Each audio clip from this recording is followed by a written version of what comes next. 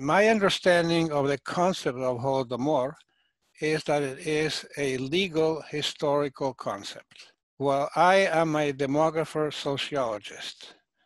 So given the area of research of demography, demography does not have the elements to have a valid response to that question.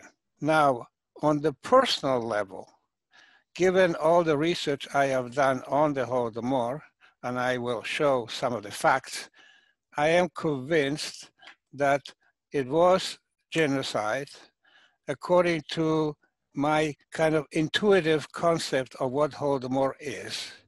More than 30 demographers and historians from at least 6 countries all over the world have tried to investigate this question. And with one exception, I would say the 99% of all the estimates fluctuate between 3.5 and 5 million extra death caused by the famine in Ukraine. That's the first part. But what is probably not widely known, that out of these, well, I've been working on this topic for the last 5 years with a group of demographers in Kyiv at the Institute of Demography, and also with some historians, both in the United States and in Ukraine. So our estimate is about 4 million excess deaths caused by the Holdomor. And then there is more than 500,000 of lost births, but that's another topic. So within, and we also documented that there was famine also in 34. So we consider the period 32 to 34 as the period of the Holdomor. Out of these 4 million, 90% occurred in 1 year, in 33. And within those 3.5 million, more than 80% occurred in the first 6-7 months of 33, rural deaths. In other words, there was an explosion of mortality in the first half of 1933 in rural areas of Ukraine. And that is almost a unique characteristic of any other man-made famine I know of that makes the Holdomor different, special, compared to other man-made famines. And this has been pointed out some years ago by the French historian Alain Blum in his famous book, Birth, Life, and Death in the Soviet Union. And I quote, "Rarely in all the demographic history of Europe, a famine caused losses of such proportion."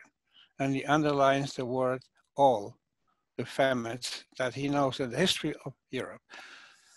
And this part of the Holdomor is extremely important for the argument for the genocide. According to our estimates, about 250,000 of people died in 1932 in Ukraine because of the famine, and we have plenty of official documents that was hunger all over the country. People were dying, and they were asking Moscow to lower the quota of grain procurement and provide some help for people that were dying of hunger.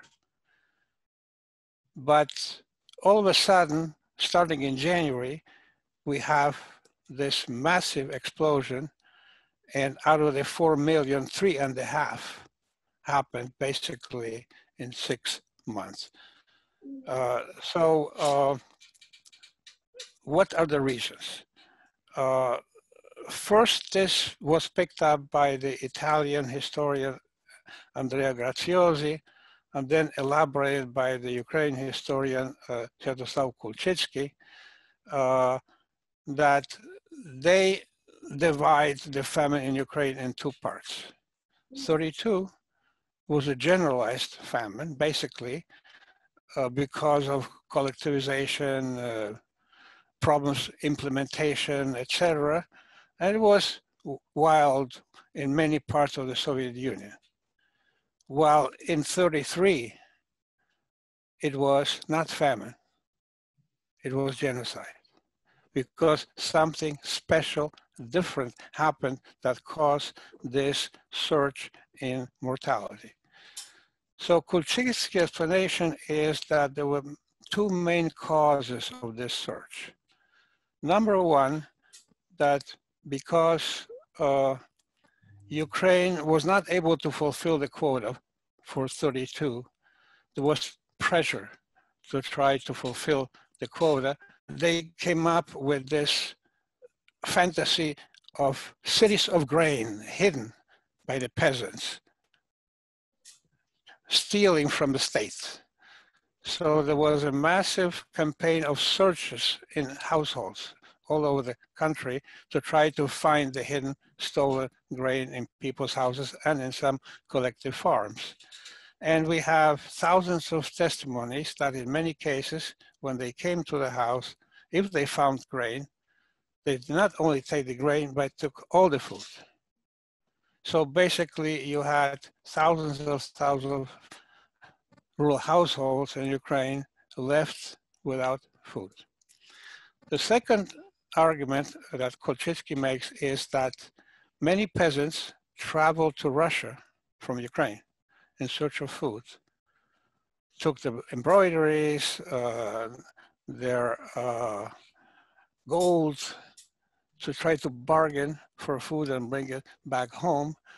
So there were many thousands that started traveling to Ukraine, and finally the communist authorities in these Russian regions say, we have a problem. All these people coming, causing disturbances, etc. So Stalin gave the order in January 22nd to close the border, and most of these peasants were returned to the village. Also, they instituted controls of movement of peasants in Ukraine. It was very difficult to leave your village and go to a big city like Kyiv and Kharkiv, try to food there. So basically, the peasants were prisoners in their villages and were condemned to a slow death. So these two factors converged and multiplied the number of deaths, and that is the cause of the sudden increase. I made a detailed analysis of the timing of these events, and I show in one of my papers that these two factors can explain this increase up to at most early April. After that, that explanation is not valid anymore to justify the further increase in death we saw until June, because the official campaign of searches for grain was finished sometime in February. By law, no more campaign of grain and also seed grain. So the searches stopped sometime in February, let's say end of February. Now, let's assume that these people, all the food was taken away. They could not travel outside the village to look for food. They were trapped in their village. Medical evidence shows us that people can survive without food at most a month. So all these families that were out of food, in theory, should have been dead at most at the end of March. So the effect of the taking away all the food stopped at that time in terms of increasing death. We still have the effect they could not travel.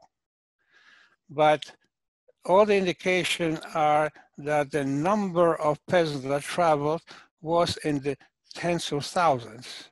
But we are talking about here about at least 3 million extra deaths in these 6 months.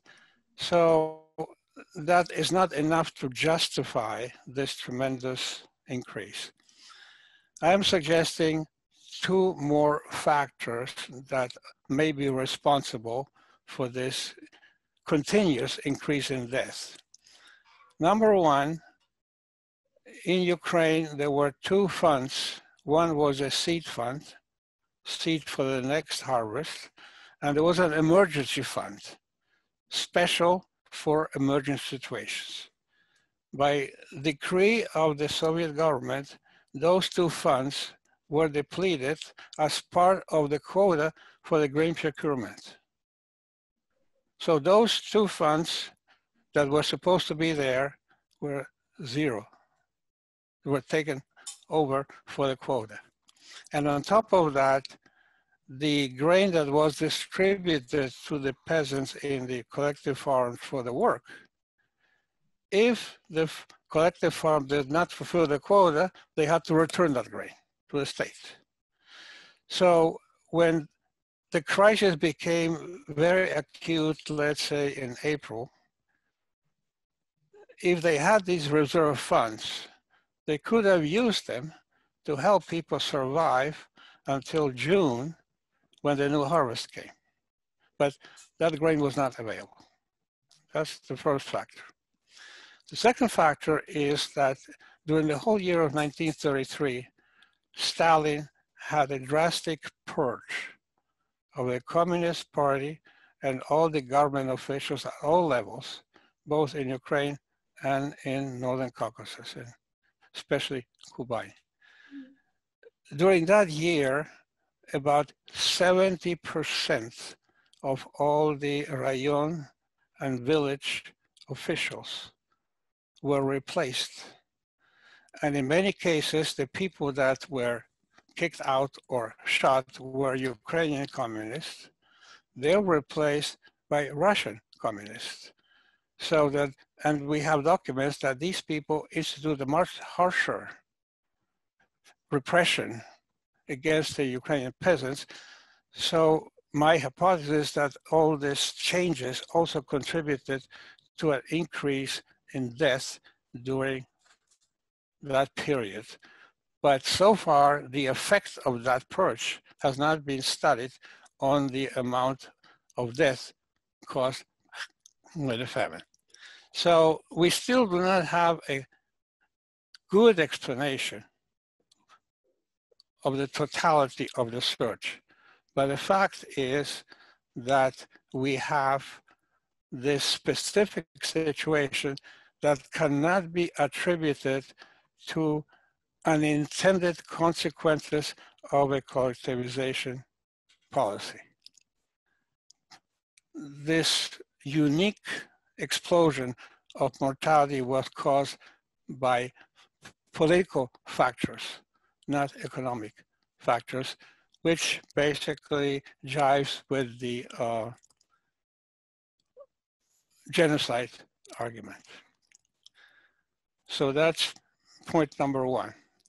Point number two, just to illustrate the first point, if you look at the increases in excess deaths between January and June of 1933, as you can see, the increase for all of Ukraine was 10 times.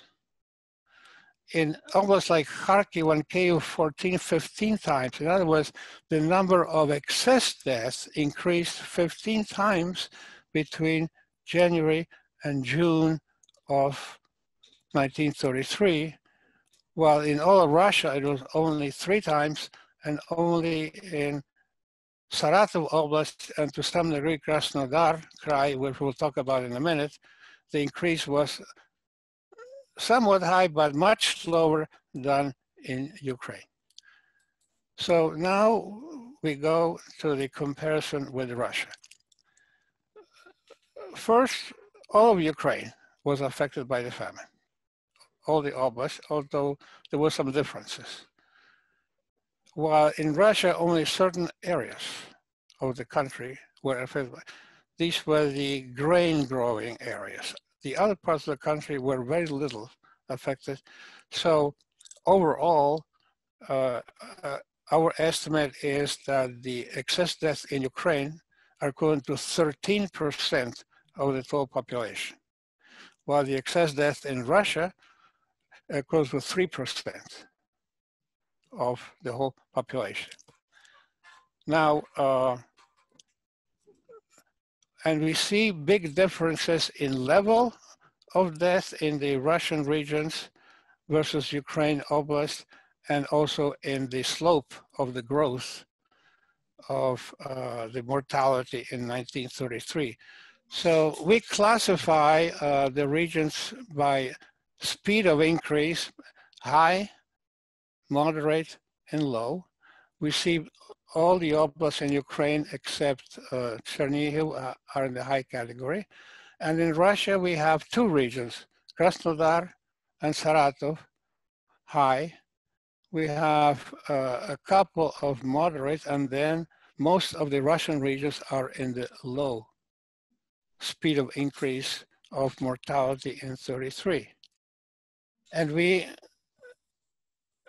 have analyzed factors that are related to this speed of increase. We have, as we saw, closing of the borders between Russia and Ukraine, food confiscation during searches, and I am adding to that the seed and emergency grain funds depleted.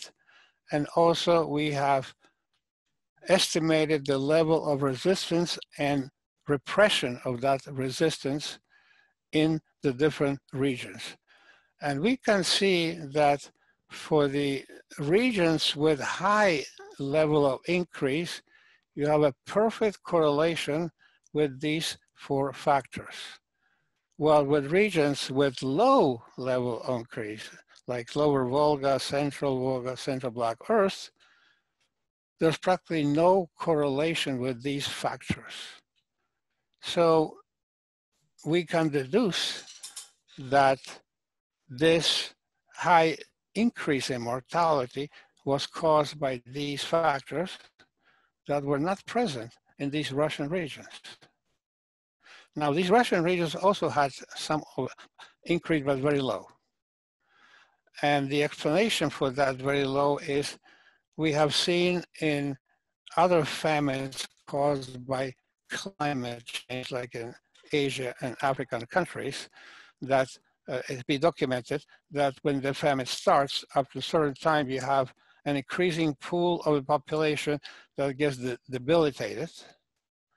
And it comes to a point where all of a sudden they start dying at a very fast rate for some time until it reaches a peak, and then it stops and it goes down. So the explanation of this small increase in these Russian regions is basically physiological, not political. While these factors that we have shown that are connected to this high increase are of political nature. So the Australian economist historians Whitcroft has coined two names for the two perspectives of the famine, because there are basically two interpretations of the famine, 1932, 33, 34. One is so he calls man-made by accident. And the second one he calls man-made on purpose. And it's the second interpretation that is the one that is the foundation for the genocide argument. And our demographic analysis provides a quantitative elements that support the second interpretation. So I argue that that is the demographer's contribution to the argument of genocide.